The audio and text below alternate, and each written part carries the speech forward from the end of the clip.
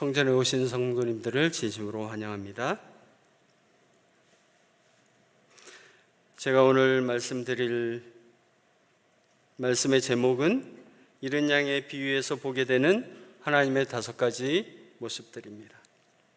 중심 성경절 누가복음 15장 4절에서 7절 말씀입니다.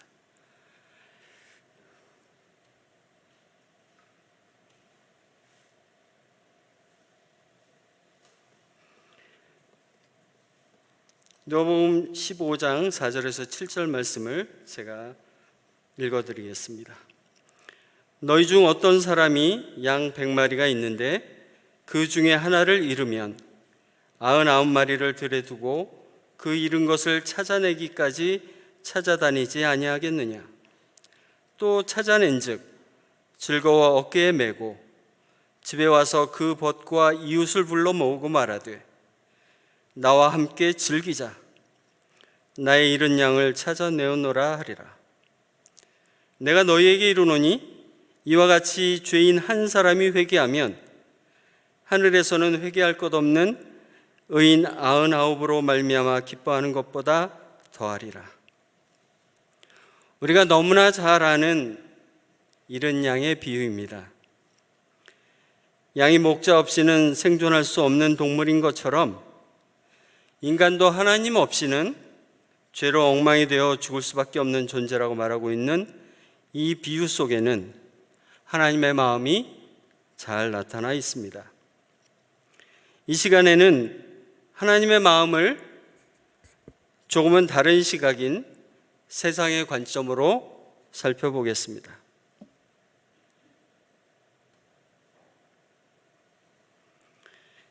비경제적인 하나님. 4절 너희 중 어떤 사람이 양 100마리가 있는데 그 중에 하나를 잃으면 99마리를 들에 두고. 잃은 양은 100마리 중에 하나였습니다. 가치로 따지면 100분의 1의 가치입니다. 100에 비하면 아주 작은 숫자입니다. 그리고 양을 셀 수 있는 가장 작은 숫자이기도 합니다. 경제적인 가치로 보면 한 마리를 잃어버렸어도 목자에게는 몇 마리가 있습니까? 99마리가 있습니다. 아직도 99마리가 있기 때문에 감수할 만한 손실일까요? 이 자리에 계신 성도님들 중에 사업을 운영하는 분들이 계신데요. 100분의 1을 손해보았다고 절망할까요? 아마도 아닐 겁니다. 물론 손실이 아까울 수는 있지만 그 손실에 마음과 정신을 쏟는 것보다는 현재 보유하고 있는 99를 가지고 더 많은 수익을 낼 기회와 방법들을 찾는 것이 훨씬 더 경제적일 것입니다.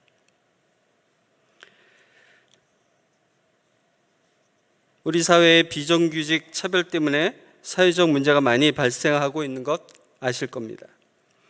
더럽고 어렵고 또 힘들고 위험한 일을 하는 사람에게 더 많은 보상이 주어지는 것이 아니라 더 적은 보상과 최소한의 안전도 지킬 수 없는, 아니 지켜지지 않는 환경 속에서 작업하다가 사망하거나 다치는 분들이 많습니다. 이게 다 따지고 보면 돈 때문에 생기는 일들입니다. 안전에 대한 가치보다 돈이 우선인 물질 만능주의 시대가 만들어낸 비극적인 일이죠. 정규직이냐 비정규직이냐 어떤 상황에 있다 하더라도 사람의 목숨은 다 소중합니다. 그런데 세상은 그렇지 않습니다. 조금 덜 벌어도 사람의 안전과 생명을 최우선으로 생각하는 그런 사회가 되었으면 좋겠는데 아마도 예수님과 함께 살 하늘나라에서나 가능하겠죠. 예언의 신 말씀을 좀 읽겠습니다. 교회 증언 6권 125페이지에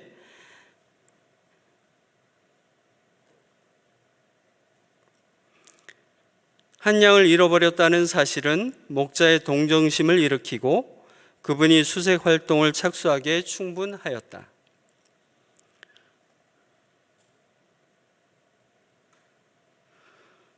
부모와 교사와 학생에게 보내는 권면 198페이지에 나는 잃었던 양을 찾아낸 광경을 생각할 때 무한히 감사한다. 하나님의 지혜와 능력과 사랑에는 그 유례가 없다. 이것들은 단 한 마리의 길 잃은 양과 어린 양을 간과하지 않으시고 단 한 마리도 도움 없이 버려두지 않을 것에 대한 거룩한 보증이다. 거룩한 능력의 자비와 동정으로 엮은 금고리는 모든 위험에 빠진 영혼들을 두르고 있다. 한 마리의 양, 경제적 가치를 따지지 않으시고 찾아 나서시는 하나님. 단 한 마리도 도움 없이 버려두지 않으실 것에 대한 거룩한 보증을 인하여 감사하게 됩니다. 또한 경제적인 가치를 따지며 우리를 바라보지 않으시고 100분의 1을 100분의 99와 같은 가치로 보시는 하나님의 비경제적인 모습이 우리를 행복하게 하고 감동을 줍니다. 이런 하나님의 모습이 참 좋습니다.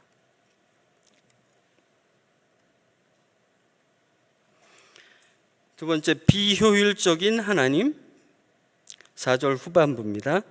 99마리를 들에 두고 그 잃은 것을 찾아내기까지 찾아다니지 아니하겠느냐. 장을 보거나 인터넷으로 무언가를 구매할 때 선택 기준들이 있죠. 비싼 것, 또 저렴하고 좋은 것, 또는 건강에 좋은 유기농, 복합적인 여러 가지 기능이 있는 것, 사람마다 여러 가지 선택 기준이 있을 것입니다. 그 공통적인 기준은 아무래도 가성비, 효율성이 좋은 것이 아닐까 싶습니다. 목자가 100분의 1에 불과한 한 마리 양을 찾으러 가는 것까지는 좋습니다. 저도 그렇게 할 것 같아요. 근데 4절 후반부에 찾아내기까지 찾아다닌다라는 말씀이 제 마음에 꽂혔습니다. 목자가 찾으러는 이 양의 특징들을 우리가 잘 알고 있지요. 양은 양털을 우리에게 제공해주고 가죽, 고기를 또한 제공해주며 온순하고 귀엽고 목자의 음성을 분별할 수 있고 사람의 표정을 보고 감정을 구별할 줄 안다고 합니다. 근데 단점은 시력이 매우 나쁘고 겁이 많고 우둔하고 고집이 세며 잘 넘어진다고 합니다. 넘어지면 스스로 일어나지를 못한다고 해요. 또 이기적이고 뿔이 있는데 공격은커녕 자신을 지키기 위한 방어용으로도 사용하지 못하는 동물입니다. 좋게 이야기하면 굉장히 유순하고 귀여운 동물이지만 한마디로 자기 스스로 자기 몸을 지킬 만한 힘도 없고 길을 잃으면 집을 찾아오지도 못하고 먹을 것도 구별해 먹을 줄 모르는 그런 동물입니다. 길을 잃어버린 양이 어떠한 상황에 처해 있을지 상상을 좀 해보시면 혹시 독초를 먹어가지고 눈이 나빠서 어떤 게 자기가 먹어야 될 음식인지 아닌지도 구별 못해서 독초를 먹어서 사경을 헤매고 있지는 않았을까요? 또는 사나운 짐승에게 공격당해서 죽었거나 죽게 되지 않았을까요?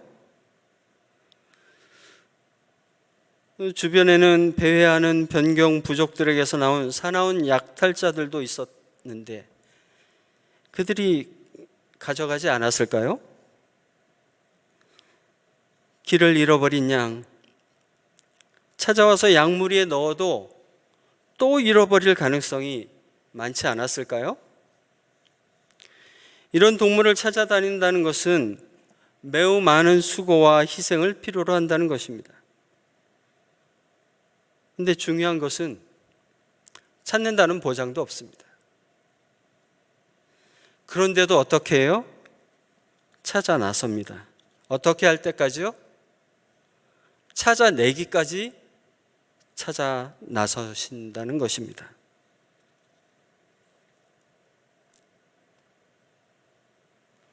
교회정원 5권 604페이지에 이른 양의 비유는 실수하고 방황하는 자들에 대한 그리스도의 놀라운 사랑을 나타낸다.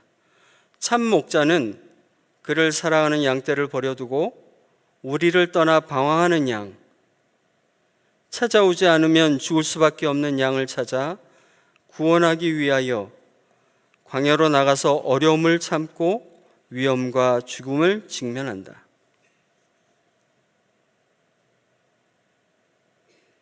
실무교훈 188페이지에 한 마리의 양이 길을 잃어버리자마자 목자의 마음은 슬픔과 근심으로 가득 찼다. 그는 양을 세어보고 또 세어본다. 한 마리의 양이 길을 잃었다는 것을 확인하고는 잠을 이루지 못한다. 그는 우리 안에 있는 99마리를 버려두고 잃어버린 한 마리 양을 찾으러 나간다. 밤이 어두워질수록, 비바람이 심해질수록 목자의 염려는 더욱 커져 더 열심히 찾는다. 그는 잃어버린 한 마리 양을 찾기 위하여 온갖 노력을 다한다. 효율성의 측면에서 보면 길을 잃지 않고 목자의 말을 잘 듣는 99마리의 양만을 잘 돌보면 이렇게 수고스러운 일들이 일어날 가능성이 훨씬 적어질 텐데, 그리고 저 같으면 차라리 목자의 말을 잘 안 듣는 한 마리의 양 없는 셈 치고 굳이 목숨의 위험까지 감수하며 찾아 나서지 않을 텐데, 스스로 찾아갈 수 없는 양, 결국 찾아오지 않으면 죽을 수밖에 없는 양, 찾으러 나서는 하나님. 시간이 지날수록 잃은 양이 겪게 될 어려움을 생각하면서 찾기 위하여 온갖 노력을 다하시는 하나님.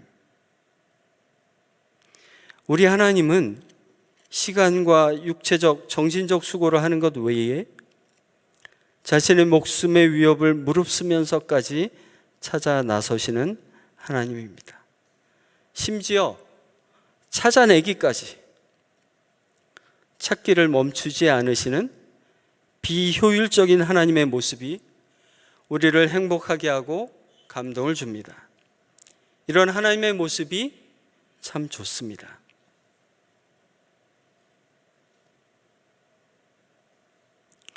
세 번째, 과잉 보호자인 하나님. 5절 말씀, 또 찾아낸 즉 즐거워 어깨에 메고. 성도님들, 대형마트나 혼잡한 유원지에서 혹시 아이를 잃어버렸다가 다시 찾으신 경험이 있으신가요? 다시 찾았을 때 어떻게 행동하셨나요? 저도 잠깐 잃었다 다시 찾은 적이 있는데, 저는 아이가 두려움과 공포에 얼마나 힘들었을까 생각하기보다는 아이에게 화를 내며 왜 허락 없이 돌아다녔냐고 꾸짖었습니다. 그런데 예수님은 어떻게 반응하셨는지 살펴보겠습니다. 실물교훈 188페이지에 그는 자기의 생명을 걸고 가파로운 고개를 기어오르기도 하고 아슬아슬한 낭떠러지의 가장자리를 지나기도 하면서 소리나는 그곳으로 간다. 그때 목자는 그 양이 자기에게 그처럼 많은 괴로움을 끼쳤다고 해서 그 양을 꾸짖지 않는다. 그는 양을 채찍으로 몰지도 아니하고 그는 양을 걷게 해서 집으로 끌고 오지도 아니한다. 그는 크게 기뻐하며 떨고 있는 양을 어깨에 맨다. 길을 잃고도 찾아올 줄 모르는 말썽 많은 양. 목자에게 그처럼 많은 괴로움을 끼쳤다고 해서 그 양을 꾸짖지도 않습니다.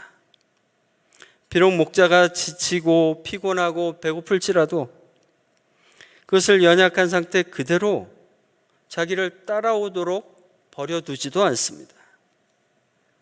채찍으로 물지도 않았습니다. 결코 그렇게 하지 않으셨습니다.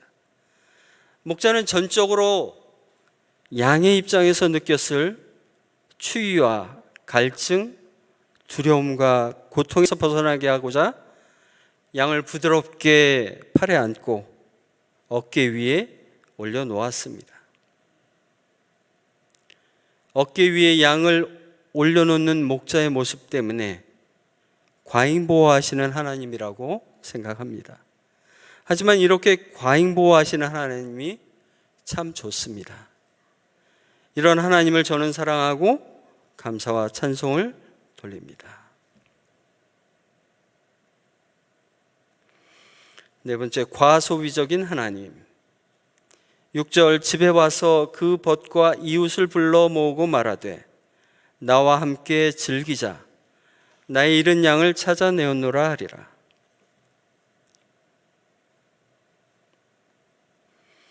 실물교훈 189페이지에 곁길로 나갔던 양을 집으로 데리고 왔을 때 목자의 감사함은 기쁨에 넘친 아름다운 노래로 표현된다. 그는 자기의 친구와 이웃들을 불러놓고 나와 함께 즐기자. 나의 잃은 양을 찾았노라고 말한다. 그리하여 양의 크신 목자께서 곁길로 나가 방황하는 자들을 찾았을 때에는 하늘과 땅은 함께 기뻐하고 감사한다. 잃은 양을 찾은 것은 경제적인 측면으로 보면 어떤 상황인가요? 이익인가요? 아니죠. 적자인가요? 적자라고 얘기하기는 조금. 아니면 현상 유지인가요? 표면적으로 보면 현상 유지죠. 100을 채웠으니까. 실제적으로 보면 적자입니다. 왜 그렇죠? 잃은 양을 찾기 위해서 오던 길을 되돌아가고 이리저리 다니고 소리 높여 부르고 세심하게 살피고 육체적, 정신적 에너지를 소비하고 맹수와 약탈자들의 위험 속에 자신의 안전도 희생했으니 이만저만한 손해가 아니지요. 그런데 목자는 어떻게 했습니까? 친구와 이웃들을 불렀다고 했어요. 잃은 양을 찾은 기쁨을 그냥 혼자만 누려도 누가 뭐라고 하지 않습니다. 왜냐하면 이득이 나는 것이 아니니까요. 잃었던 것을 도로 찾았을 뿐입니다. 오히려 이렇게 시간과 노력을 많이 들여서 찾았기 때문에 적자죠. 마이너스죠.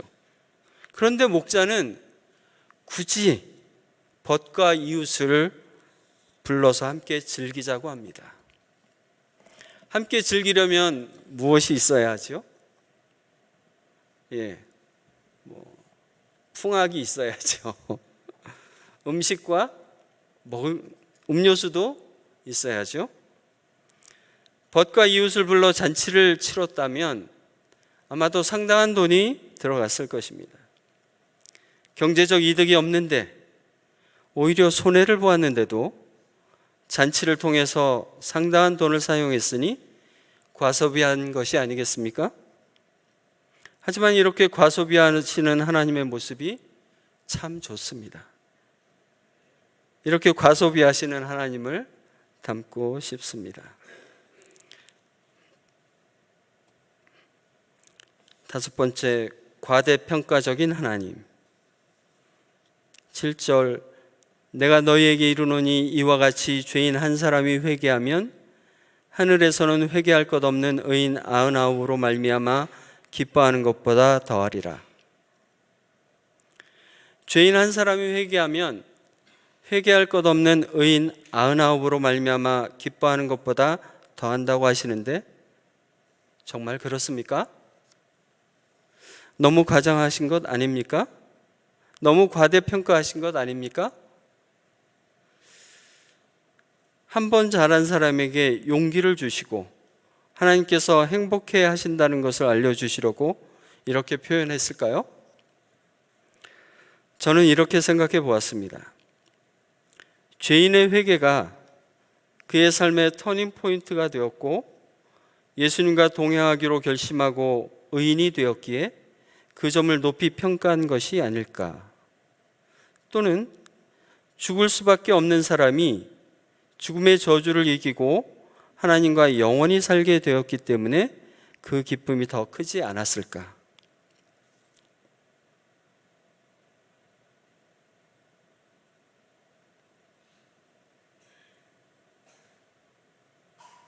실무교훈 188페이지에 비유에 나타난 목자는 한 마리의 양, 곧 가장 적은 숫자의 양을 찾기 위하여 나아갔다. 그러므로 비록 잃어버린 영혼이 단 한 사람뿐이라 할지라도 그리스도께서는 그 한 영혼을 위하여 죽으셨을 것이다.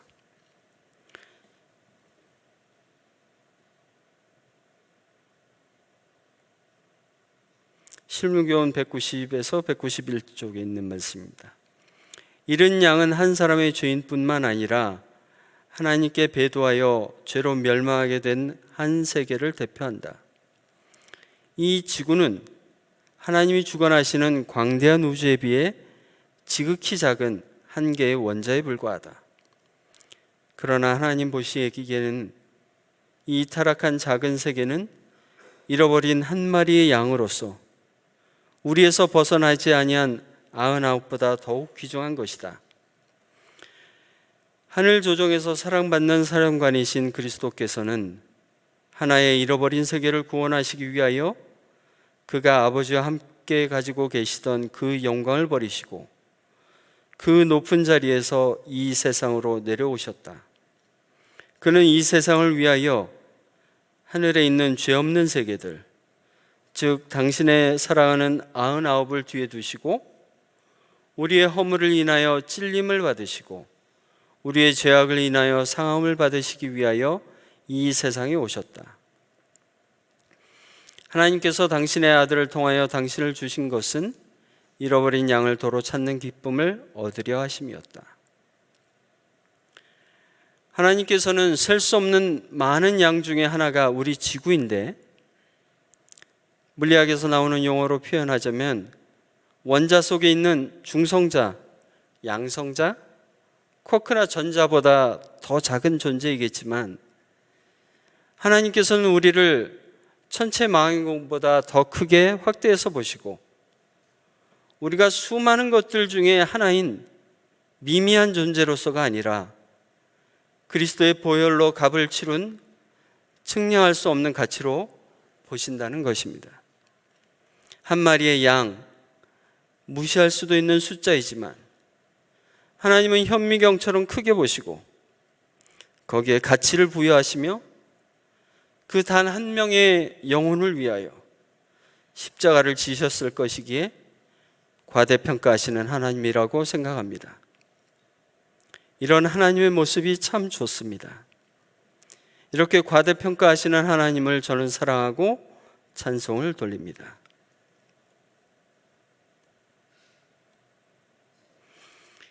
잃은 양의 비유에서 살펴본 5가지로 표현된 하나님의 마음, 그리고 모습을 다시 정리하면 비경제적인 하나님, 비효율적인 하나님,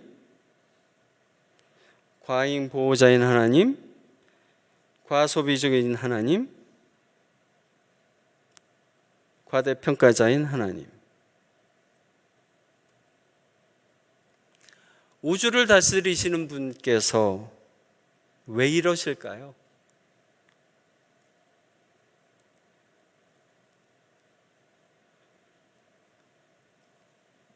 왜 하나님이 비경제적이고 비효율적이고 과잉보호자고 과소비적이고 과대평가자인 것처럼 보이시나요? 그것에 대한 대답은 간단합니다.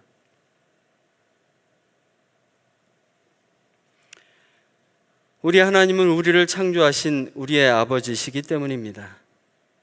아버지시라면 비경제적, 비효율적, 과잉보호적, 과소비적, 과대평가적인 것이 이해가 됩니다.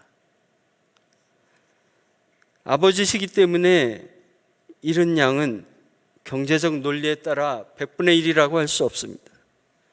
감수할 만한 손해라고 이야기할 수 없습니다. 왜냐하면 아버지에게는 99명의 자식만큼이나 한 명의 자식도 소중하기 때문입니다. 그래서 찾아 나서는 것입니다. 비경제적일지라도.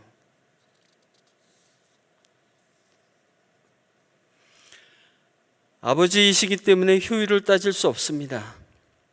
자식이기 때문에 찾는 데 시간이 걸려도, 또 잃어버릴 가능성이 있어도, 정신적으로, 육체적으로 힘들어도, 목숨의 위협을 무릅쓰고라도 찾아낼 때까지, 찾아내기까지 찾는 것입니다. 아버지이시기 때문에 과소비를 하게 되는 것입니다. 이런 자식을 찾았기 때문에 돈이 들어도 행복한 것입니다. 만일 이런 자식을 찾지 못했다면 늘 그리워하고 애달파하고 힘들어서 했어야 할 시간들을 경험해야 했겠지만, 이런 아들을 찾았기에 너무나 기쁜 것입니다. 그래서 혼자만 기뻐할 수 없는 것입니다. 벗과 이웃을 불러 즐겁게 잔치를 하는 것입니다. 아버지시기 때문에 우리를 과대평가하십니다. 아버지시기 때문에 영원히 죽을 우리가 회개하여 영원히 사는 모습을 보니 의인 99명이 주는 기쁨보다 더 기쁘다고 하시는 것입니다.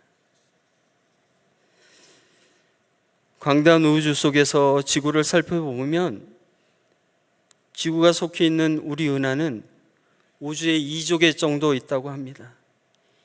2조개 중에 하나인 우리 은하, 그 우리 은하 속에 수천억 개 별들 중에 하나가 지구입니다. 우리 개인은 창조 이후로 죽은 사람들을 제외하고 70억 명 중에 하나입니다.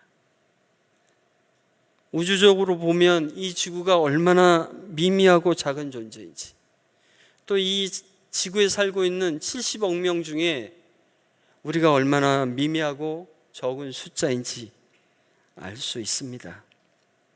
그런데 하나님은 그런 미미한 존재에 대해 관심을 갖는 것도 고마운데, 사랑을 가지시고 우리의 구원을 위해 죽으시기까지 하신다는 것입니다. 솔직히 개인적으로는 이렇게까지 우리를 사랑하셔야 하나라는 생각이 들 정도입니다. 우리를 얼마나 사랑하시면 이렇게 하실까? 그 사랑의 크기와 넓이와 깊이를 헤아릴 수가 없습니다. 아버지이기 때문에 자식의 작은 몸짓 하나에 반응하고 행복해 하십니다. 아버지이기 때문에 죽게 될 자식을 바라만 볼 수 없어서 하늘에서 이 땅으로 내려오시는 것입니다. 자식을 위한 일에는 경제적, 효율적인 것을 따지지 않으시고 과잉보호와 과소비를 하더라도 기쁘고 행복해 하시는 하나님, 우리를 언제나 과대평가하여 바라보시는 하나님을 인하여 감사를 드리며 제가 준비한 말씀을 마치겠습니다.